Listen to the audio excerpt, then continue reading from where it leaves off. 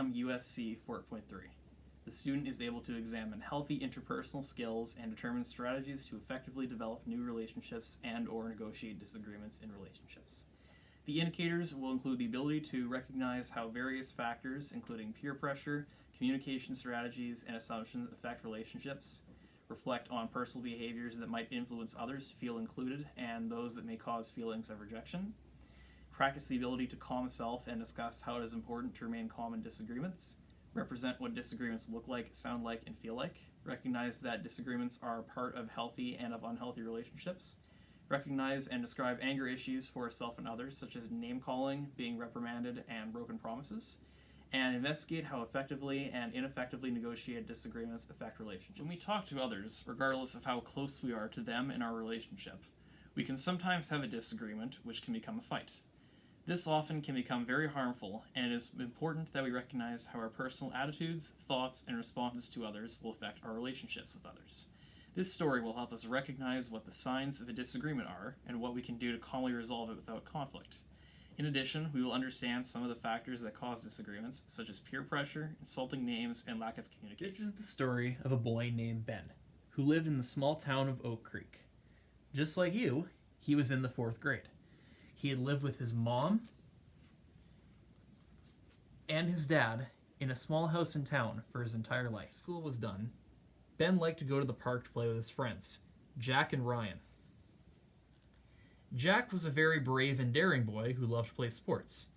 He liked to take risks when something seemed fun. Ryan had only lived in Oak Creek for 2 years. Both him and his mom had moved here for his mom to work as a nurse. Ryan was still learning new things, and sometimes he would get very nervous about unfamiliar situations. When the boys got to the park, they would talk about things such as school, homework, cartoons, and video games. When it started to get dark, all 3 of the boys would head home to eat dinner with their families. One day at the park, Jack suggested that the 3 boys go to the river to skip rocks. "Hey guys, why don't we go down to the river and try to skip some rocks? I know a place where we can find a lot of cool ones that'll jump really easily." "I don't know if that's such a good idea, Jack. My mom is trying to get me signed up for swimming lessons so that I can be safe to go near water. So right now, I'd like to wait until that's done." "Oh, come on, it'll be fun. We aren't going to be swimming in it. All we're going to do is stand at the edge to try to skip some rocks." "I think it'll be cool. I want to go there right now and do something different from just going to the park. We have to try new things sometimes. Besides, Ryan, you don't want to be chicken, do you? Balk, balk, balk. I'm not chicken. I'm just trying to do what Mom says is safe. And I don't want to be going near water unless I can swim in case I fall in. Balk, balk, balk. Fine, I'll go. But only if we don't go too close to the water." The 3 boys then headed to the river to skip rocks. Ben and Jack stood right near the edge to grab the smoothest rocks that would skip the easiest, while Ryan chose to grab the small pebbles that were lying in the grass. However, due to the shape of them, he couldn't make any of his rocks skip even once. "Hey Ryan, you can't use rocks like that. You need to come by the edge of the river and use these flat, smooth rocks." "I already told you, there is no way I'm getting anywhere close to the edge of that river. What if I fall in?" Jack, don't you think you're being a little mean to him? He did say he doesn't want to go near the water after all, and we can wait until he's ready." "No, I'm just trying to encourage him to be brave. The only way he's going to get better at it is to do things he doesn't want to do." "I still don't think it's a very good idea. I think he will do it eventually, but being mean to him will only make him more scared." "Come on, man. You're my friend, right? We have to do things like this to help each other out. Now let's go drag him here for encouragement." Fine. So Ben and Jack went to go drag Ryan closer to the edge of the water. "Guys, stop it! I'm doing fine right here, and you're not going to make me go any closer. Stop it! Let me go! Just wait! We're gonna help!" Pulled Ryan closer to the edge of the water, when suddenly he tripped over a lump in the grass. Losing his balance, he fell into the water, causing a huge splash. As the water flowed around him, Ryan became afraid and reached out for help. "Guys, help me out! This water is too deep! I don't want to float away!" "What are you talking about? You're fine!" "That's hilarious! You're soaking wet!" Ben helped Ryan out of the water. All 3 of the boys began shouting at each other. "Why did you push me in, Jack? I told you over and over that I didn't want to go near the water. I was just trying to help you, Ryan. You need to stop being so afraid of things that won't hurt you. Why'd you make me help you anyway? We could have really hurt Ryan. Because we're friends and we're just looking out for each other. Oh yeah, some friends you guys are. They kept on arguing until they walked away in anger. When Ben went home, he slammed the door in frustration. Whoa, dear, what's wrong? Did you have a bad day? Yeah, Ryan, Jack, and I got into a fight. Oh, that's strange. You guys are normally so close. Let's sit around the edge of the table and talk about it. So Ben explained the whole story to his parents.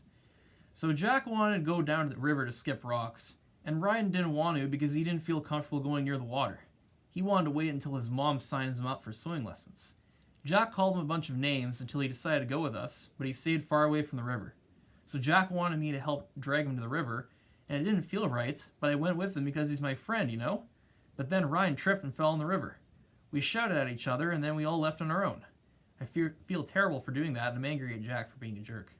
Well, Ben, this is very serious, and you should be very thankful that the water wasn't deeper and that Ryan wasn't hurt. Why did you feel that you needed to help Jack drag Ryan towards the river?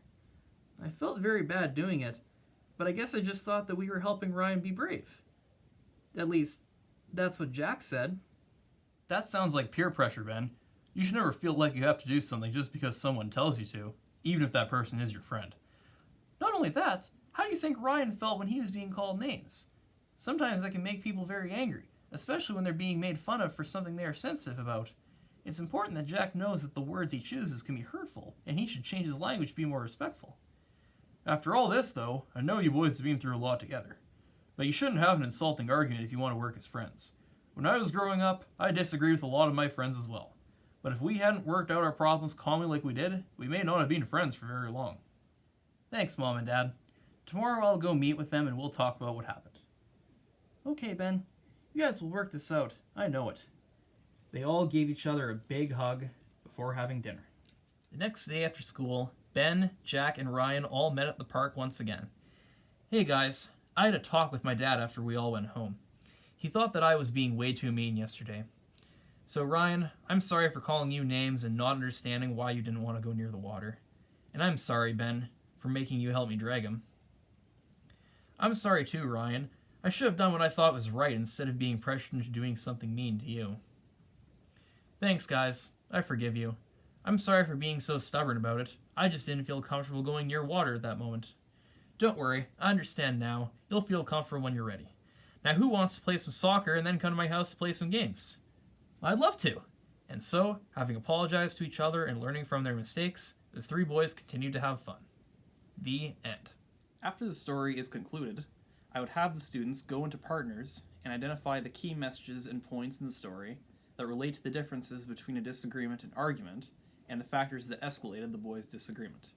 They will identify the causes of the disagreement, which were Jack's failure to recognize the reasons behind Ryan's fear to go near the water, and Ben's temptation to give in to peer pressure and drag Ryan towards the edge of the river despite his misgivings. Finally, each group of partners will take note of what Ben's parents explained to him about the handling of disagreements and use the acquired knowledge to make a resolution for themselves. For example, if the student wanted to go to the park while their friend wanted to stay inside and play board games, they could find a compromise by deciding on a certain amount of time to do both activities. These questions will aid in the fostering of maintaining a healthy attitude and avoiding irrational anger during disagreements, and encourage students to develop their skills regarding improving relations with others.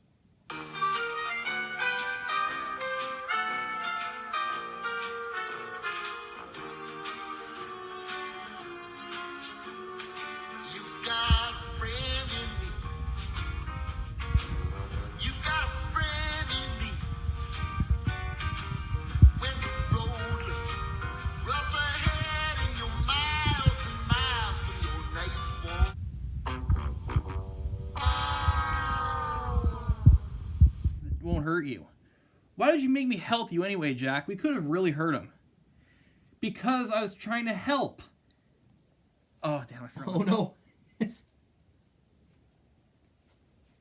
Whoops.